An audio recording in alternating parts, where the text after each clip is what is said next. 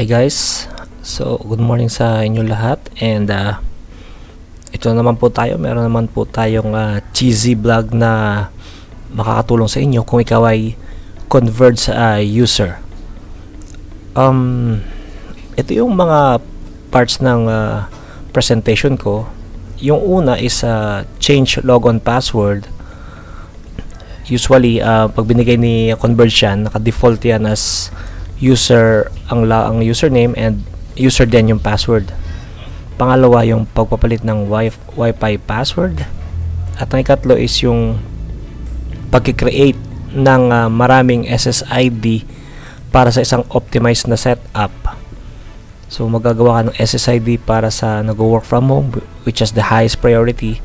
Set up SSID for family, so secondary siya sa work. And set up SSID for non-family or guests. Kaya ito guys, simulan na natin. So access natin ang ating modem. Pupunta tayo sa 192. Open ka na ng browser, then type mo yung 192.168.1.1 and enter. So ito ang aking modem router model ay F660. Ang username nito pag initial setups user, and ang password ay user din, same lang ng username, pero sa akin na change ko na, kaya yan, nakapasok na ako. So pag nakuha na-installan na kayo ng modem, palitan nyo na agad ng password sa administration, tapos old password, new password, and then i-confirm mo lang, and then hit submit. So gawin natin, kunwari yung old password ko yung default, which is user, papalitan ko siya, and then hit submit. Weak daw yung password ko, pero okay lang. Okay, tapos na tayo dyan sa pagpapalit ng admin password. Ngayon, yung sunod natin is yung pagpapalit ng Wi-Fi password. Pero jump off na tayo sa sunod na topic agad, kasi kasama na siya matatakel dito. Create Wi-Fi SSID. Okay. So punta ka sa network tab, and then punta ka ng SSID settings. Kung makikita nyo, meron ditong yung aking default na SSID na Converge 1. So kung gusto mo siyang palitan ng password, pumunta ka lamang sa security, at syempre since SSID 1 siya, sa security settings kailangan SSID 1 yung pipiliin mo, at iset yung password dito. Pero itong sa akin hindi ko na papakialaman, kasi merong mas magandang setup na i-apply ako para sa mga naka-converge na nag-work from home. Okay, so balik tayo sa SSID settings, and ito yung maganda. Mag-create tayo ng another SSID na ang setup niya ay pang work. So ito, since ito yung SSID 1 na pang default, at the end of the configuration, pwede mo na itong palitan ng password para wala na umaccess dyan. And ang priority nito ay 1, so mababa po yan guys, ang 1.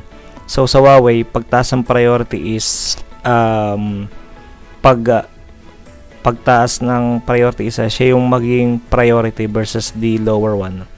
Okay, punta tayo sa SSID 2, enable natin siya, and ito yun, naka-ready na yun sa akin. Pangalanan natin siyang Wi-Fi minus work, and itaas natin yung priority nyo into 7, which is the highest. Kasi work, kahit ano mangyari, mahalaga ang work.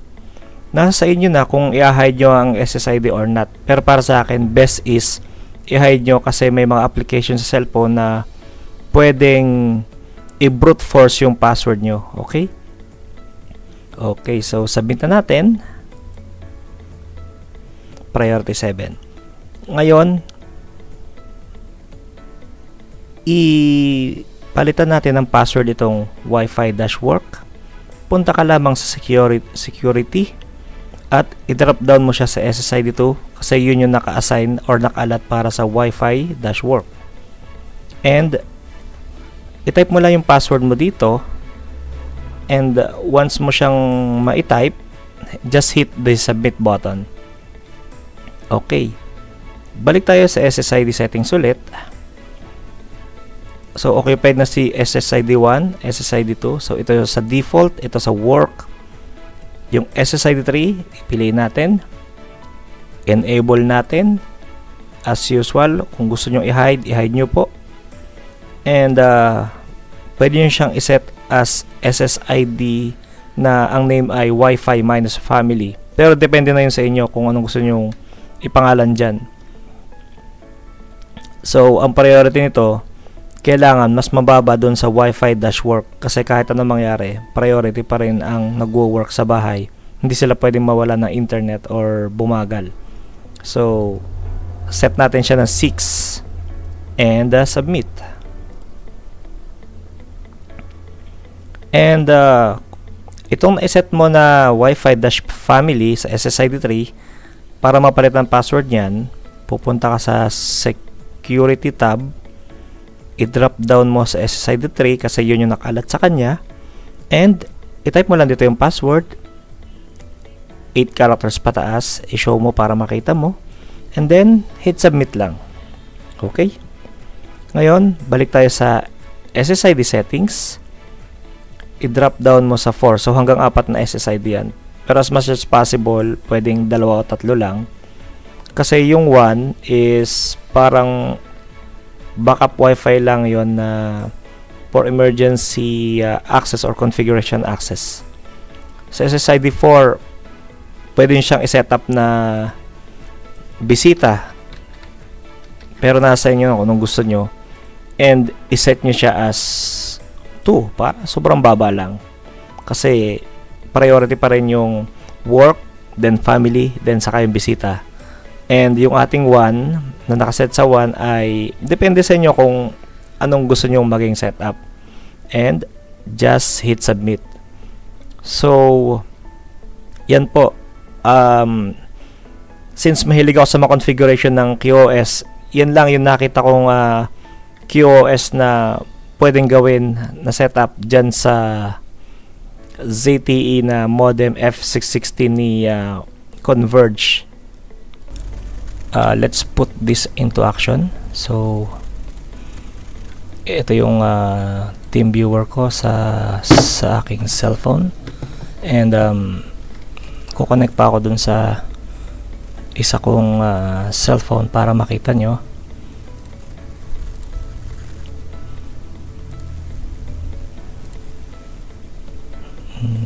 Seven, I'll connect. Okay. Saglit lang, connect lang ako. Ayan guys, nakakonect na ako sa dalawang cellphone. So yung nasa kanan is Wi-Fi-family, mas mababa na konti yung priority. And yung nasa kaliwa is Wi-Fi-work. Ibig sabihin yun yung mas mataas ang priority. So is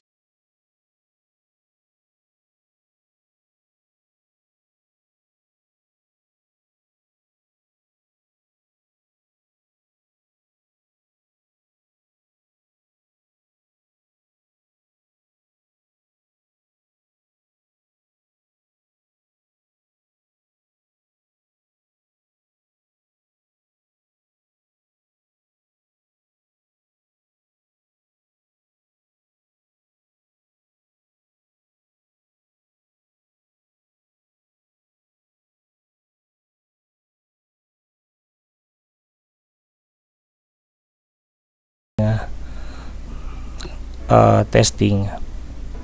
yung kumonekta sa Wi-Fi dash work with a priority of 7 ay mas mabilis dun sa Wi-Fi dash family na may priority of 6. So magagamit nyo yan sa mga optimization setup nyo kung sinong gusto mas mabilis.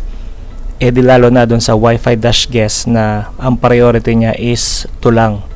So mapapriority pa rin yung nasa family and work before sa bisita.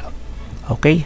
Hopefully guys, natulungan ko kayo sa napaka-optimize sa setup for your converge modem.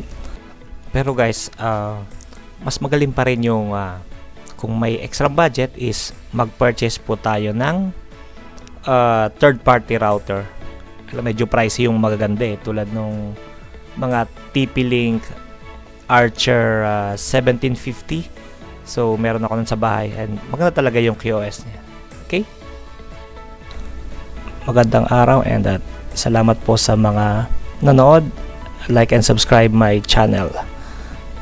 Thanks.